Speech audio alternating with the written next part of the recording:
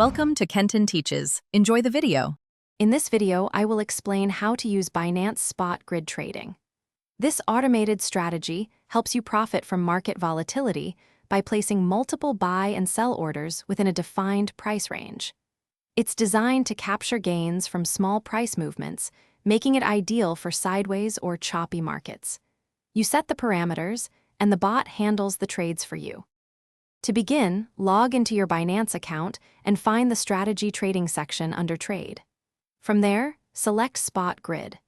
Next, you'll choose the cryptocurrency pair you wish to trade, like BTC versus USD. Then, set the upper and lower price boundaries where your bot will operate, ensuring you have sufficient balance in your spot wallet. Understanding the parameters is crucial. The number of grids divides your price range, influencing how often trades occur and the profit from each. A higher number means more frequent, smaller profits. Profit per grid is the percentage return on each successful buy and sell. Finally, your investment is the total capital you commit to the bot for its operations. Once your grid bot is active, it's important to monitor its performance. You can view your running bots and their details on the Strategy Trading page. If the market conditions shift dramatically, you might need to adjust your grid parameters.